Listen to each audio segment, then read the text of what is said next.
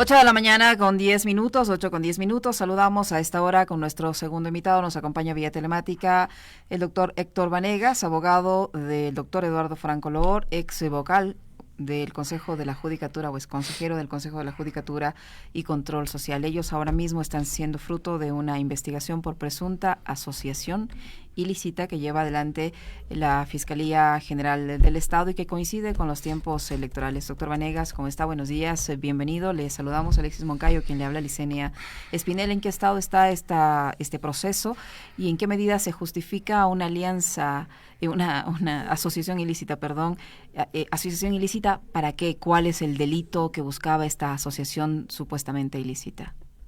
Buenos días, muchas gracias por la invitación. Primero que nada, decía el jurista fascista italiano Rocco, si no encuentras delito, acúsalos de asociación ilícita. Y yo creo que es una frase que encuadra perfectamente con la situación actual que se está experimentando en el marco del caso Ligados. En lo particular, a mí desde lo jurídico, yo que soy profesor universitario, no puedo más que criticar la forma en la que se ha tratado de encuadrar una conducta que no representa una erosión a la norma, no representa una conducta delictiva, como si lo fuese.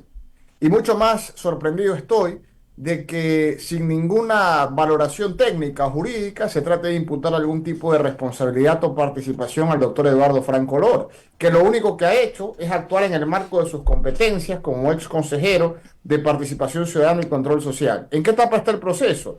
Ha iniciado la instrucción fiscal. La investigación previa por el delito de asociación ilícita ha durado menos de un día.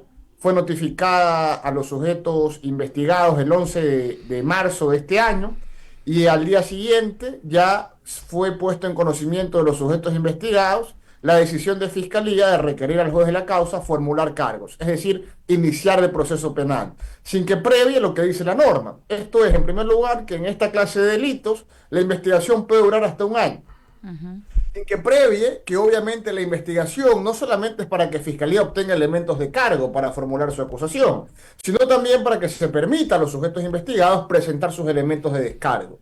El principal elemento de descargo, la versión del investigado. El doctor Franco Loor, el 22 de febrero del año 2025, requirió mediante escrito a Fiscalía: oiga, yo estoy dispuesto a colaborar en lo que usted quiera. Señáleme día y hora para la investigación. Recordemos que en ese momento era por otros delitos: usurpación de funciones, incumplimiento de decisiones. Y Fiscalía hizo caso omiso al pedido. Lo único que ha respondido Fiscalía es la solicitud de formulación de cargos, el inicio de este proceso penal, insisto, sin que previamente se realicen las diligencias de descargo que establece la norma. Eso es lo que a nosotros nos preocupa desde lo técnico. Doctor, ¿cómo está? Un gusto saludarle, buenos días. A ver, usted decía, bueno, si no tienes de qué acusarlos, acúsalos de asociación ilícita, pero, digamos, les acuso de asociación ilícita si se están asociando para delinquir. O sea, si se juntaron y compruebo que se asociaron para asaltar un banco, un camión que traslada valores, qué sé yo. Pero, ¿acá para qué se asociaron? ¿Cuál es el delito? Los delitos fin, usted sabe que el tipo penal de asociación ilícita per se no representa una conducta independiente, sino está complementada con la pregunta que usted hace: ¿para qué nos asociamos?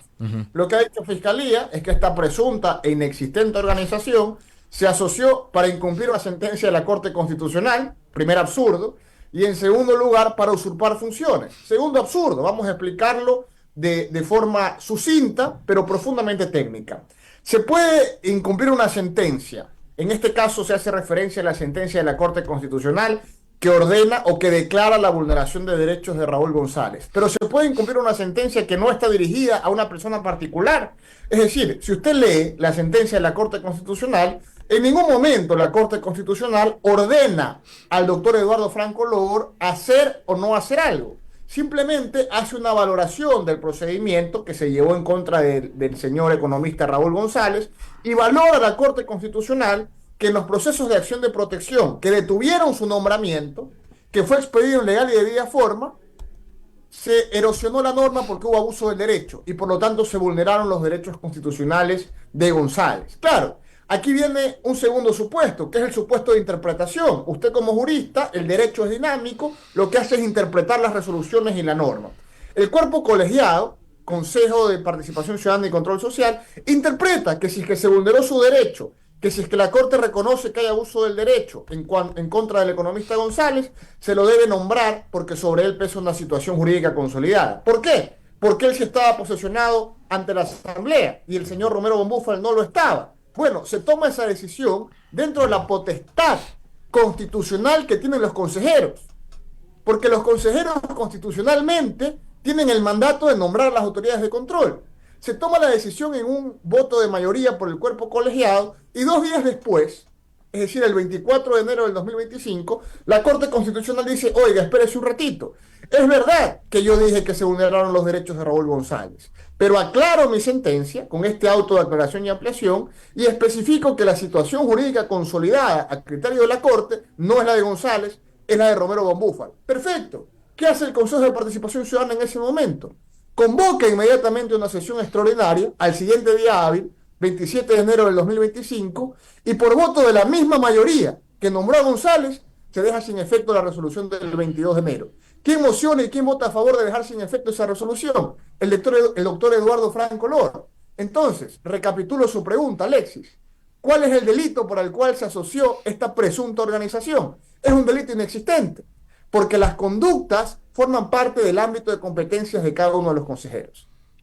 Doctor, usted dice que el derecho es dinámico y está sujeto a la interpretación del jurista. Los chats que ha encontrado la Fiscalía, si es que evidentemente pasaron las pericias, porque todo parece como en tiempos algo extraños y la prisa que se está dando a este proceso lo revela también, lo evidencia. Si usted lo ha señalado, si no observaron ciertas etapas de este proceso judicial y se está pisando el acelerador, pero la interpretación que se está dando a los chats es eso, es una interpretación que hace la Fiscalía y que crea todo este esquema de supuesta organización para cometer un delito que usted señala no existe, es una interpretación. ¿Quién verificó la existencia de esos chats? ¿Qué garantía se tiene o tienen los procesados de lo que se dice en esos chats sea real y no montado? Bueno, esa es una extraordinaria pregunta. Yo creo que es hora de que las altas cortes de este país, la Corte Nacional, la Corte Constitucional, realmente generen precedentes jurisprudenciales de cuál es la interpretación o la valoración que en el marco de una investigación se debe dar a conversaciones de redes sociales o de aplicaciones de mensajería instantánea.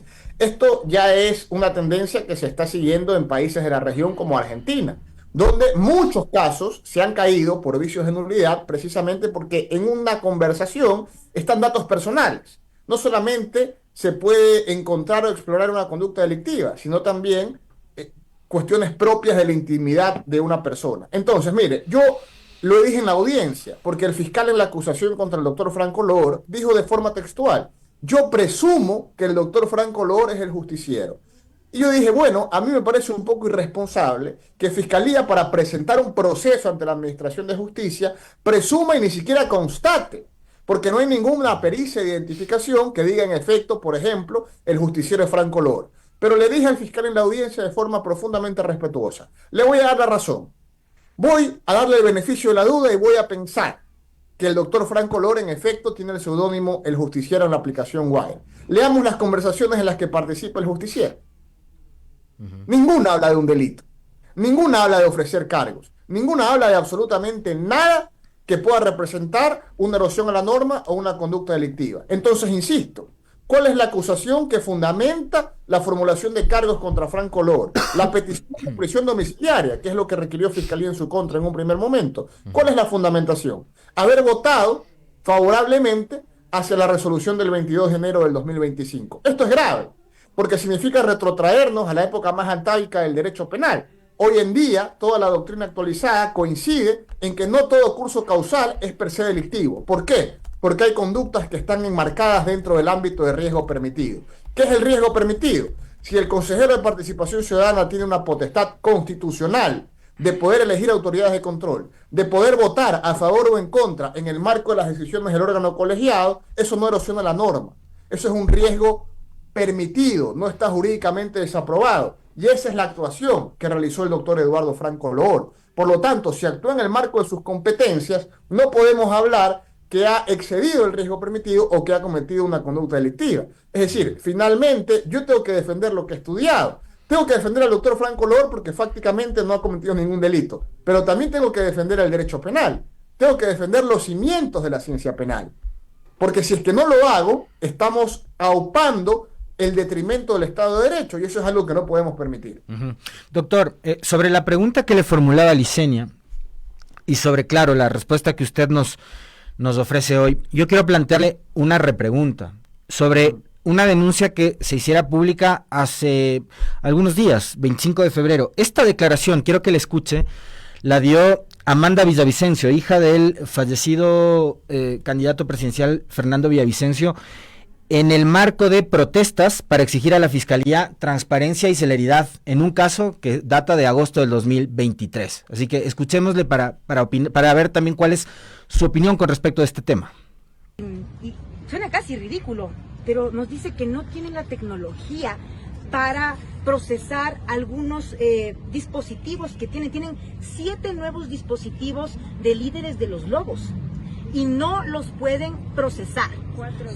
4 bloqueados y dice, tenemos algunos de extractores, pero no tenemos la tecnología para necesaria para investigar. Entonces nosotros preguntamos, ¿cuánto costaría esta tecnología? Y nos dice así como unos $200,000. Digo, $200,000. Hagamos un hornado solidario para regalarles un buen extractor con la tecnología de punta, porque imaginen, por favor, no solo eso, tal vez el presidente podría comprar un extractor con la tecnología de punta para investigar no solo el caso de nuestro padre, sino una serie de casos que están a la cola. Realmente es indignante, porque claro, tal vez para nosotros que somos ciudadanos de a pie, $200,000, que es una pequeña fortuna, pero para el Estado no. Entonces realmente eso fue sorprendente y dijimos, hagamos un hornado solidario porque la Fiscalía está necesitando una tecnología de punta para poder trabajar en esto. Fue muy lindo verles aquí, fue conmovedor.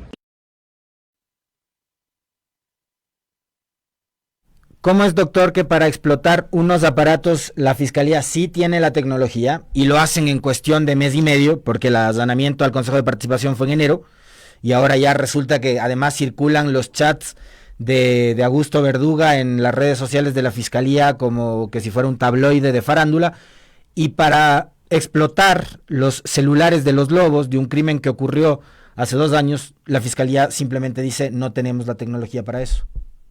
Bueno, es un hecho público que yo he sido profundamente crítico con esta administración de la Fiscalía General del Estado y la he acusado con fundamento de que a mi parecer es profundamente selectiva. Es decir, incluso hoy, al término de esta gestión, yo estoy convencido de que esta Fiscalía no persigue delitos, persigue personas, persigue objetivos. Esto lo he dicho antes y no tengo ningún reparo ni ningún temor en decirlo.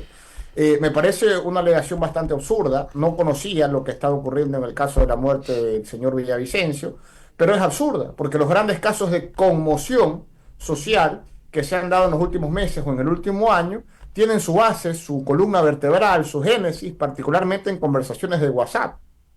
En conversaciones de WhatsApp y las interpretaciones que se puede hacer de las mismas. Por eso yo te decía anteriormente, a mí me parece urgente que las altas cortes den una interpretación jurídica de cómo se debe valorar estas conversaciones de aplicaciones de mensajería instantánea o de redes sociales.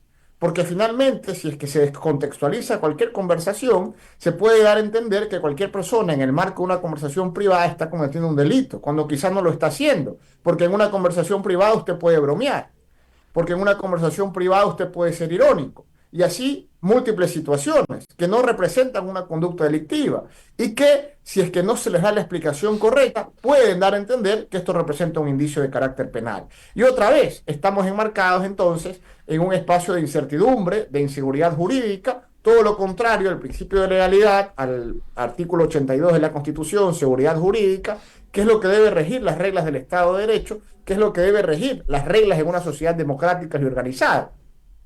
Pero finalmente, tanta erosión a la norma, tanta vulneración de derechos fundamentales, lo único que ha logrado es pervertir este principio de legalidad, pervertir esta columna vertebral del Estado de Derecho y obligarnos a vivir en una profunda incertidumbre. Porque realmente conductas que no están tipificadas como delitos se están imputando como tal. Es decir, ¿qué estamos haciendo? Estamos regresando a la época más atávica. Es un retroceso no de 5 años, de 200 años. Porque tenemos que volver a estudiar las bases y los fundamentos del Estado de Derecho y del derecho penal, para entender por qué las acusaciones que está formulando Fiscalía General del Estado no tienen un sustento en lo jurídico y por tanto se caen por su propio peso. Doctor Vanegas, ¿en qué casos, dentro del ámbito legal, en qué casos se debe dar validez al contenido de este tipo de plataformas? Y le pregunto esto porque parece que hay una cierta selectividad en cuanto a la validez de los chats, porque recuerde usted que en el caso del expresidente del Consejo de la Judicatura, el señor Guzmán Terán, él también tenía unos chats en los que él mostraba la interferencia de la Fiscalía en algunas cuestiones de la Corte Nacional de Justicia, la interferencia de ciertos sectores políticos en las decisiones que tomaban algunos magistrados. Estamos hablando de los chats del ex candidato a la presidencia de la República, Fernando Villavicencio, en los que también se evidencian las presiones políticas, las interferencias de la Fiscalía y de otros actores en decisiones judiciales, en procesos judiciales como tal. Los chats del señor Aliaga, donde también se evidenciaba presiones políticas, interferencias en asuntos judiciales de otras autoridades. Pero resulta que ninguno de esos, por citarle 3 ejemplos, porque creo que hay muchos más, pero resulta que ninguno de esos se les ha dado validez. Solo se ha dado validez a los chats de Mayra Salazar, que no sabemos si realmente son o no son. Se ha dado validez a los chats del señor Norero, que aparecen después de cuántos años y en varios teléfonos. Y así, se ha dado validez solo a unos, pero a otros no. ¿Cuándo ese tipo de contenido vale y cuándo ese tipo de contenido no vale? Bueno, yo he visto de todo, incluso en casos mediáticos como el caso Purga, se acreditó, y eso debe constar en la sentencia, que los propios agentes de policía cortaron chats para cambiar la interpretación o el sentido de las palabras y tratar de imputar una conducta delictiva. Es decir, solo para que vea, como muestra un botón, cómo lo que dije anteriormente cobra mucho más sentido. Una profunda selectividad al momento de imputar una conducta delictiva, lo que es absolutamente incorrecto, porque significa que los principios que deben regir el accionar de fiscalía, la objetividad y la imparcialidad, se cumplen solamente selectivamente. Es decir, cuando es contra los enemigos, podemos formular el delito, podemos ser imparciales, podemos ser objetivos, entre comillas, podemos ejercer el poder punitivo del Estado para perseguir, yo diría, no estas conductas, sino estas personas. Pero cuando encontramos indicios claros, como los chats a los que usted ha hecho referencia, del ex asambleísta Villavicencio, que pueden comprometer incluso a la figura de la propia fiscal general del Estado, entonces les restamos validez. Pero no solamente desde lo jurídico, tenemos que darnos cuenta que también los procesos paralelos, de lo que yo hablo hoy en día, los juicios mediáticos o los que posicionan determinada opinión pública, también tratan de restarles interés o importancia. Hablo de ciertos periodistas o ciertos medios de comunicación. Pero cuando son chats en contra de los enemigos o quienes ellos también consideran sus enemigos, entonces elevan el discurso, malinterpretan las conversaciones, los difunden por todos lados y mucho más agravada esta conducta cuando estamos a víspera de una elección tan importante como la del 13 de febrero. Entonces, claro, esto de aquí la doctrina ya lo ha observado. Ustedes pueden observar que ya los grandes juristas, los grandes penalistas empiezan a hablar de lawfare, es decir, de guerra judicial. Y esto es algo lamentable, porque al final del día tú te reúnes con un cliente. Me pasó a mí en este caso particular, cuando detuvieron al doctor Eduardo Franco. Me tenía que reunir con él y obviamente discutíamos. Él es un profesor universitario de más de 50 años. Discutíamos la estrategia legal y concluíamos con mucho lamento, bueno, pero es que eso es en un Estado de Derecho. Y en Ecuador no estamos viviendo en un Estado de Derecho, estamos viviendo una guerra judicial. Afortunadamente el peso de nuestros argumentos fue tan contundente que el doctor Eduardo Franco, sobre quien pesa esta imputación sin ningún sustento, va a poder defenderse en libertad. Y del mismo modo, confiaremos, porque tenemos que mantener esa confianza o esa esperanza de que el Estado de Derecho se imponga, de que el Estado de Derecho pueda superar este impasse, pueda superar este periodo tan oscuro que está experimentando, y los derechos y la inocencia del doctor Eduardo Franco Lor pueda ser ratificada. Porque, insisto, la conducta penal es personal. Entonces, si nosotros observamos individualmente la conducta del doctor Franco Lor, nos vamos a dar cuenta que no hay ningún indicio, que no hay ninguna actuación, que no hay ningún contexto que pueda representarle a él haber erosionado una norma o haber cometido un delito. Doctor, yo ahí tengo dos inquietudes. La una, a propósito de algunos pronunciamientos de operadores externos que tiene la Fiscalía, que son muy cercanos a la señora Salazar, que son abogados, que dicen que estas 4 semanas van a ser muy entretenidas. Entonces, quiero preguntarle primero, si es que como pasó en el 2020, días y meses previos a la elección del 2021 y la inscripción de candidaturas, ahora también podrían ajustar el calendario judicial al calendario electoral. ¿Hasta dónde podrían llegar en estas 4 semanas? Tomando en cuenta que la elección es del domingo 13 de abril. Eso por un lado. Y por otro, ¿qué tan peligroso es esto? De que, digamos, uno puede pensar, y está en el derecho de hacerlo, de que está bien o mal las conversaciones sobre poner a tal o cual persona para tal o cual cargo. Pero finalmente eso es parte del juego de la política. Y eso, por ejemplo, es algo que hizo Aparicio Caicedo durante el gobierno de Guillermo Lasso. Él llamaba a los funcionarios del Consejo de Participación Ciudadana para tratar de interferir en la selección del superintendente de bancos, de los reemplazos del Consejo de la Judicatura, etcétera, etcétera. Es ni más ni menos lo mismo que de lo que se les acusa ahora a los señores de la Liga Azul. ¿Qué tan peligroso es pretender judicializar esta suerte de juego de la política, de la designación y conversación en torno a los nombres que podrían ocupar determinados cargos? Bueno, si nos parece que esa es una conducta gravosa que pone en peligro un bien jurídico importante para la sociedad, lo que tenemos que hacer es cumplir lo que manda la Constitución. Tipificar una conducta, tipificar un verbo rector que sancione esa actuación. Pero mientras no exista un tipo penal que sancione esa actuación, no podemos imputar ningún tipo de responsabilidad. Mucho menos podemos considerar que es asociación ilícita algo que, como usted ha dicho, no representa una conducta delictiva. Mire, no quiero hacer de esta entrevista una clase de derecho penal, pero hay múltiples doctrinas que se pueden aplicar al caso concreto. Primero, el principio de insignificancia, que el Código Orgánico Integral Penal lo contempla como el principio de mínima intervención social. Segundo, la teoría de la adecuación social, que tiene particularmente que ver con lo que usted acaba de decir. ¿Qué pasa si en el juego político, yo no soy político, soy analista, si en el juego político esto es habitual? Si en verdad nos damos cuenta que esto no erosiona la norma, que esto no representa un tráfico de influencias, que no se busca a raíz de la posición de poder o del cargo dar un beneficio o beneficiarse de algún modo. ¿Qué pasa si es que en realidad es una conducta que es habitual como tal? Bueno, eso es lo que dice la teoría de la adecuación social. Las conductas habituales no son punibles, excluyen la tipicidad. Entonces, podría ser, en el caso concreto, si la acusación estuviese bien formulada, que sea una de las defensas que podría aplicar la persona que se ve inmersa en una conversación que a primera luz podría parecer sospechosa, pero que en lo profundo, no en lo abstracto, sino en lo profundo, realmente no lo sea. Pero insisto, yo esta opinión te la doy o se las doy honestamente como profesor, como académico, como lo que ustedes quieran. Pero si ustedes me preguntan sobre la actuación concreta de Franco Lor en relación a las conversaciones, lo único que nos damos cuenta como defensa es que no hay ninguna conversación que lo implique ni siquiera en nada de esto. Y que las conversaciones en las que participa, porque por ejemplo, un elemento que utiliza la Fiscalía para formular cargos, es decir, los consejeros estaban preparando una recusación en contra de uno de los jueces del TC. Bueno, la recusación está dentro del ordenamiento jurídico, es parte de una estrategia jurídica y no es una conducta delictiva. Pero otra vez, démosle el beneficio de la duda a Fiscalía. Supongamos que fuese una conducta delictiva. Lo que dice Franco Lora en las conversaciones es, yo no voy a firmar esa recusación, porque mi prestigio como jurista o mi interpretación como jurista me va a entender que esto no procede. No porque sea delito, sino porque jurídicamente no me gusta la estrategia, y punto. Es decir, incluso en ese tipo de actuaciones, incluso en ese tipo de situaciones, nos vamos a dar cuenta que la actuación de Franco Lor ha sido contraria a lo que lo ha acusado Fiscalía. Otra vez, ¿qué nos queda? Nos queda haber votado por una resolución. Yo quiero que en verdad expongamos y que la ciudadanía entienda la gravedad de esta acusación, porque el día de mañana, si es que un asambleísta vota a favor de una ley que es contraria a los intereses del poder o a los poderes fácticos, se va a tratar de decir que ese asambleísta cometió un delito por haber votado a favor. Claro. Esto me parece profundamente absurdo. Me parece profundamente absurdo. Y no podemos tolerarlo, no podemos sostenerlo. Creo que los que hemos estudiado derecho, los que ejercemos esta profesión, los que formamos parte de la actividad académica, debemos criticar estos impases.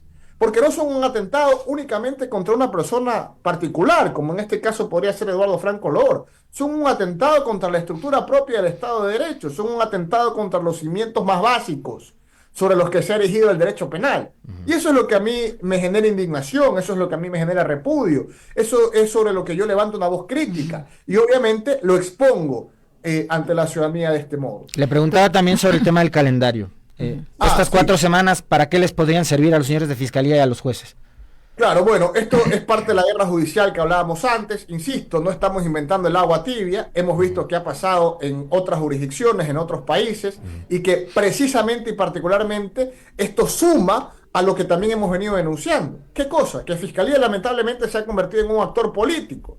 ¿Esto qué quiere decir? Que no responda al interés de la Constitución, sino que responda al interés del poder de turno. Y eso es profundamente peligroso porque esta relación malsana, esta relación entre la Fiscalía y el Poder Ejecutivo ha detonado en que la administración de la Fiscalía General del Estado se convierta en la figura de poder más importante de todo el país. ¿Por qué? Porque se ha perseguido a todos los enemigos del poder.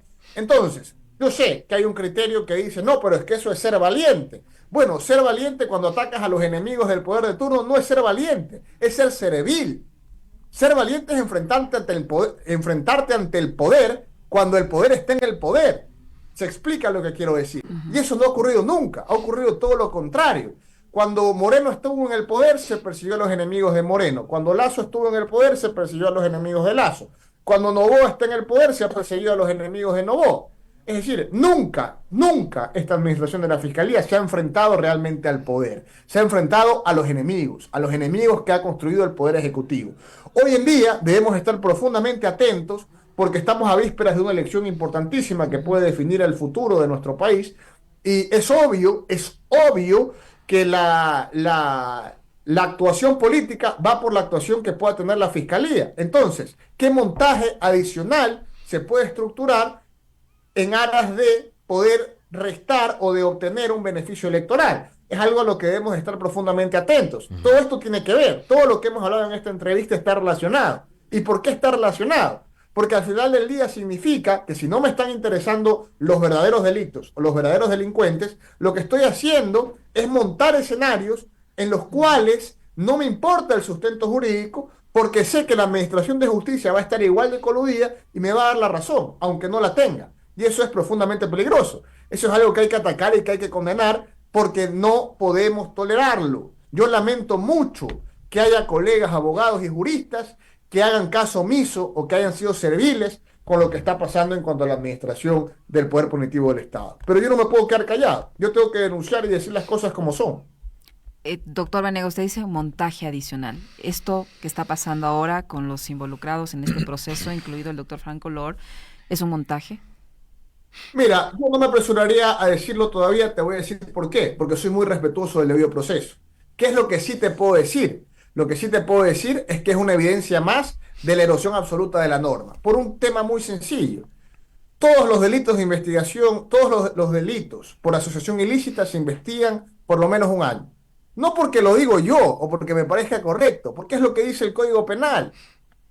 Pero en este caso, como obviamente hay una connotación política, como obviamente se trata de una persecución para contrarrestar a un enemigo electoral, la investigación duró menos de un día. ¿Y por qué hago énfasis en menos de un día? Porque recuerde usted, el 11 de marzo se notificó a los investigados que los iban a investigar por asociación ilícita. Y al día siguiente se pidió formularles cargos. Ni siquiera se los llamó a rendir versión. Me va a decir, no, pero es que llevaba 3 meses antes investigándose. Se está investigando incumplimiento de decisiones legítimas. Se está investigando usurpación de funciones. Es decir, se está investigando otra cosa.